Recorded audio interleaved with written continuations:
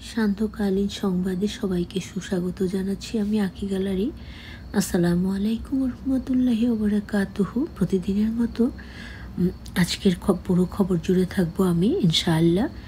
আজকের খবর দৈনিক ইত্তেফাক থেকে নেয়া। প্রথমে সংবাদ শিরোনাম।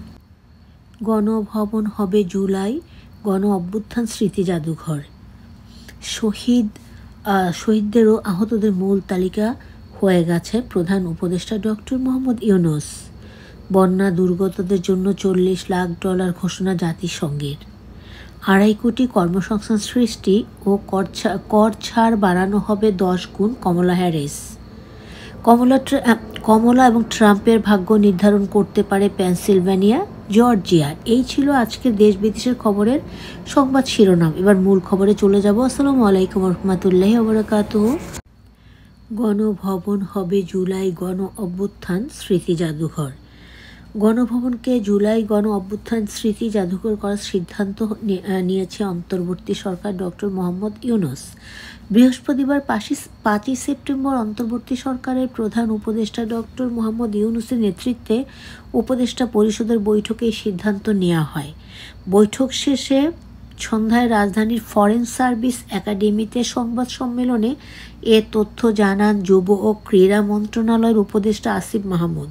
তিনি বলেন, আমাদের গণভবন গণমানুষ ভবন হয়ে উঠতে পারেনি। গণভবনকে যেহেতু দেশের মানুষ, ছাত্র জনতা গণ অভ্যুত্থানের মাধ্যমে জয় করেছে, এটিকে জনগণের জন্য উন্মুক্ত করে দেয়া হবে। আসিফ মাহমুদ বলেন, জুলাই গণ অভ্যুত্থানের স্মৃতি, শহীদদের স্মৃতি এবং বিগত ফ্যাসিবাদী সরকারের আমলে যত অন্যায় অবিচার হয়েছে সব স্মৃতি সংরক্ষণ করার জন্য গণভবনকে জুলাই গণ অভ্যুত্থান স্মৃতি জাদুঘর হিসেবে প্রতিষ্ঠা করা হবে। এ সময় তিনি আরও বলেন, বিভিন্নভাবে ফ্যাসিবাদী পরাজিত শক্তিকে পুনর্বাসন করার মতো কর্মসূচি আমরা কিছু কিছু জায়গায় দেখতে পেয়েছি। আমরা মনে করি বিচারের আগ পর্যন্ত, সম্পূর্ণ বিচার নিশ্চিত না হওয়া পর্যন্ত ফ্যাসিবাদীদের পুনর্বাসনের সুযোগ নেই। যারা শহীদ হয়েছেন তাদের ও আহতদের মূল তালিকা হয়ে গেছে, জানান প্রধান উপদেষ্টা ডক্টর মোহাম্মদ ইউনূস। গত 5 অগাস্ট শেখ হাসিনা সরকারের পতনের পর 8 অগাস্ট নোবেল বিজয়ী মোহাম্মদ ইউনূসের নেতৃত্বে অন্তর্বর্তীকালীন সরকার দায়িত্ব গ্রহণ করে। ছাত্র জনতার প্রবল আন্দোলনের মুখে আওয়ামী লীগ সরকারের পতনের 1 মাস পূর্তিতে বার্তা দিয়েছেন অন্তর্বর্তী সরকারের প্রধান উপদেষ্টা ডক্টর মোহাম্মদ ইউনূস। তিনি বলেছেন, আমরা শহীদ ও আহতদের পূর্ণাঙ্গ তালিকা তৈরির জন্য ক্রমাগত কাজ করে যাচ্ছি। মূল তালিকা হয়ে গেছে। এখন শুধু দূর দূরান্তে যাদের লাশ নিয়ে যাওয়া হয়েছে তাদের তথ্য সংগ্রহ করে তথ্যগুলিতে পূর্ণাঙ্গতা দেয়া হচ্ছে। আহত শত শত মানুষ যাতে দীর্ঘমেয়াদী চিকিৎসা প্রয়োজন, তাদের ব্যয়বহুল চিকিৎসা এবং শহীদদের পরিবারের দেখাশোনার জন্য একটি ফাউন্ডেশন এখন তৈরির শেষ পর্যায়ে আছে। যাদের শাহাদাতের মাধ্যমে নতুন বাংলাদেশে জন্ম হয়েছে, আমরা তাদের কখনোই ভুলব না। তিনি আরও বলেন, আমাদের তরুণ বিপ্লবীরা দেশের মানুষের মনে নতুন বাংলাদেশ গড়ার যে স্বপ্ন জাগিয়েছে তা পূরণে আমরা প্রতিজ্ঞাবদ্ধ। শহীদদের আত্মত্যাগ উদ্বুদ্ধ হয়ে আমরা ইতিহাসের গতিপথ পরিবর্তন করতে চাই, এক নতুন যুগের সূচনা করতে চাই। প্রধান উপদেষ্টা আরও বলেন, আমরা সবাই প্রতিজ্ঞা নিলাম শহীদদের রক্ত এবং আহত ভাই বোনদের আত্মত্যাগকে জাতি হিসেবে আমরা কিছুতেই ব্যর্থ হতে দিতে পারি না। যে সুযোগ তারা আমাদের জন্য তৈরি করে দিয়েছেন, সে সুযোগকে আমরা কখনো হাতছাড়া হতে দেব না। আজ তাদের স্মৃতির দিনে আবারও প্রতিজ্ঞা করলাম, তাদের স্বপ্নের নতুন বাংলাদেশ আমরা গড়বই। পাঠকদের জন্য অধ্যাপক ইউনূসের বার্তা হুবহু তুলে ধরা হলো। আসসালামু আলাইকুম। আজ আমরা বাংলাদেশের দ্বিতীয় স্বাধীনতা অর্জনের প্রথম মাস উদযাপন করছি। ইতিহাসের অন্যতম গৌরবময় বিপ্লবের জন্য শত শত ছাত্র এবং সর্বস্তরের মানুষ সর্বোচ্চ ত্যাগ স্বীকার করেছে। তারা ফ্যাসিবাদী শেখ হাসিনার 15 বছরের স্বৈরশাসনের অবসান ঘটিয়েছে, যার নেতৃত্বে নৃশংসটি গণহত্যা সংগঠিত হয়েছে।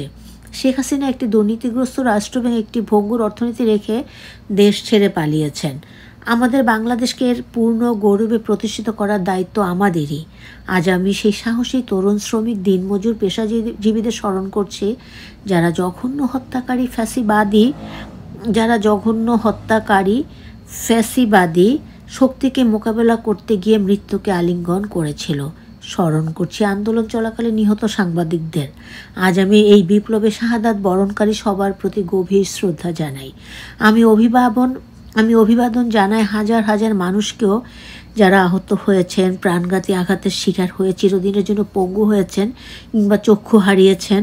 গত মাসে আমাকে যখন অন্তর্বর্তীকালীন সরকারের নেতৃত্ব দেওয়ার দায়িত্ব দেয়া হয়েছিল, তখন আবু সাইদ, মুগ্ধ এবং সমস্ত জানা অজানা শহীদদের নিঃস্বার্থ আত্মত্যাগ উদ্বুদ্ধ হয়ে আমার সকল সীমাবদ্ধতা সত্ত্বেও দায়িত্ব পালন করেছি। আমাদের তরুণ বিপ্লবীরা দেশের মানুষের মনে নতুন বাংলাদেশ গড়ার যে স্বপ্ন জাগিয়ে দিয়েছে, তা পূরণে আমি প্রতিজ্ঞাবদ্ধ। শহীদদের আত্মত্যাগ উদ্বুদ্ধ হয়ে আমরা ইতিহাসের গতিপথ পরিবর্তন করতে চাই, এক নতুন যুগের সূচনা করতে চাই। তাই আমি তরুণদের প্রতি আহ্বান করছি। বন্যা দুর্গতদের জন্য $40 লাখ ঘোষণা জাতিসংঘের।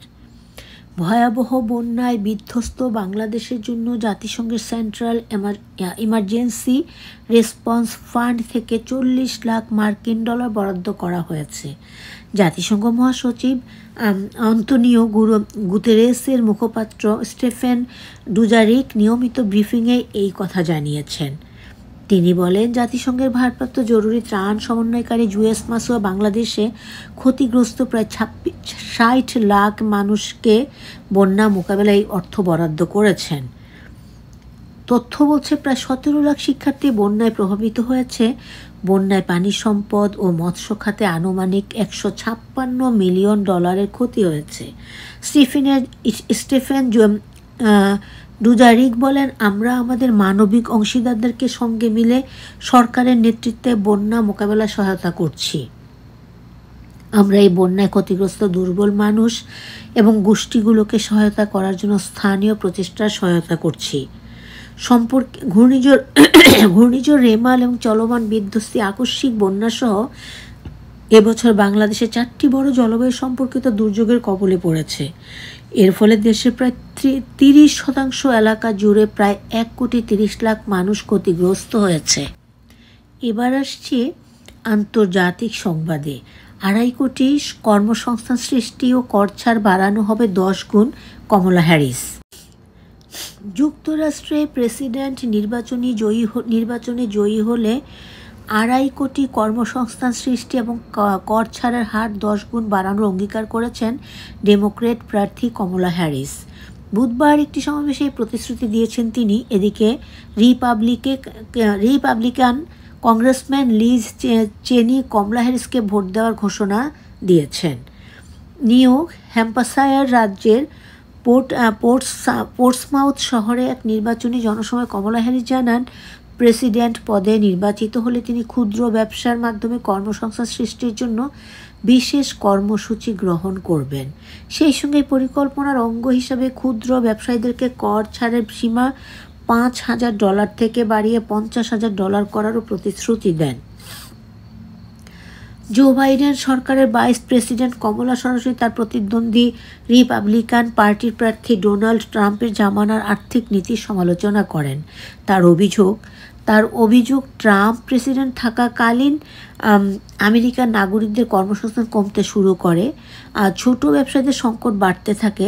আমেরিকায় ক্ষুদ্র ব্যবসায়ীর সংখ্যা প্রায় 33 লাখ। বেসরকারি খাতে যত মানুষ যুক্ত, তাদের মধ্যে প্রায় 46% ক্ষুদ্র ব্যবসায়ী বা সংশ্লিষ্ট ক্ষেত্রের কর্মচারী। কমলা হ্যারিস এবার সেই ভোট ব্যাংকের দিকে নজর দিচ্ছেন।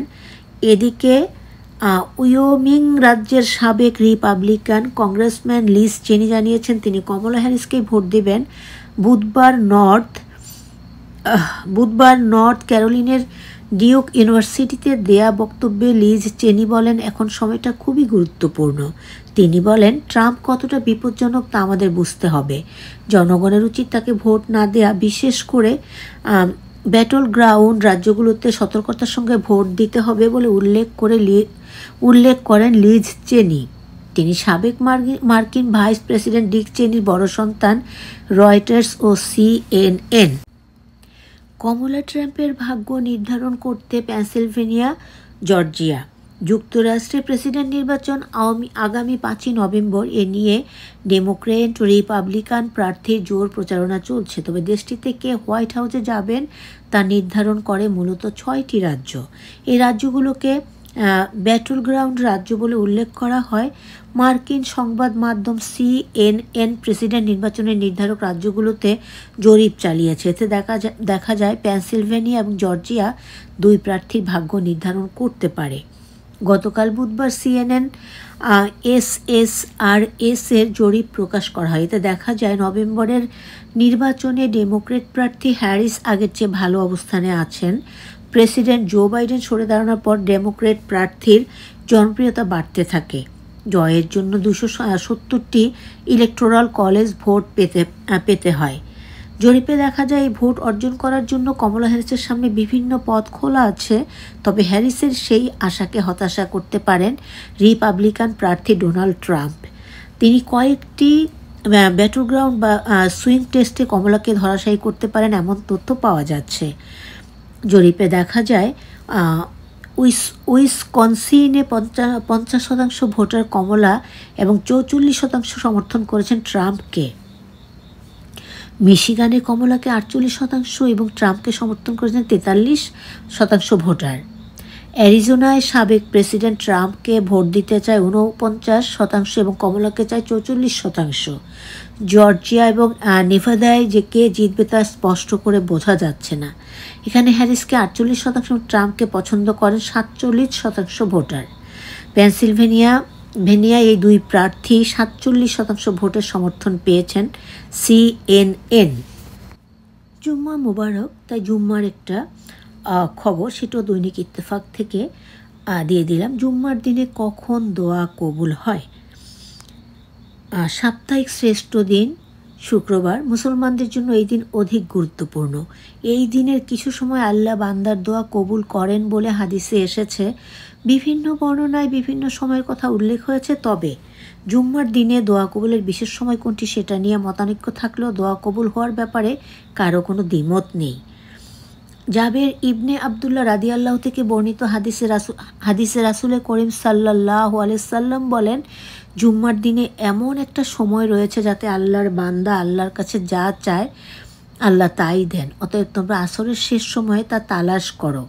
আবু দাউদ হাদিস নাম্বার 1048, নাসাই হাদিস 1389। আবু হুরায়রা রাদিয়াল্লাহু বলেন, রাসূল করিম সাল্লাল্লাহু আলাইহি সাল্লাম বলেছেন, জুম্মার দিন এমন একটি সময় আছে, সেই সময়টাতে যদি কোনো মুসলিম নামাজ আদায়রত অবস্থায় থাকে এবং আল্লাহর কাছে কিছু চায়, আল্লাহ অবশ্যই তার সেই চাহিদা বা দোয়া কবুল করবেন। এবং এরপর রাসূল করিম সাল্লাল্লাহু আলাইহি সাল্লাম তার হাত দিয়ে ইশারা করে সময়টি সংক্ষিপ্তকারে ইঙ্গিত দেন। বুখারী শরীফ হাদিস নাম্বার 6400। আবদুল্লাহ ইবনে সালাম রাদিয়াল্লাহু বর্ণনা করেন, শুক্রবারে আসরের পর থেকে সূর্যাস্ত পর্যন্ত দোয়া কবুল হয়। বিখ্যাত সিরাত গ্রন্থ জাদুল মাআদ এ বর্ণিত আছে, জুমার দিন আসরের নামাজ আদায়ের পর দোয়া কবুল হয়। জাদুল মাআদ 2-394। ইমাম আহমদ রহমতুল্লাহ একই কথা বলেছেন। তিরমিজি 2য় খণ্ডে 360 নং পৃষ্ঠায় কথাটি উল্লেখ আছে। ইমাম মিম্বরি উঠাও নামাজ শেষ হওয়া।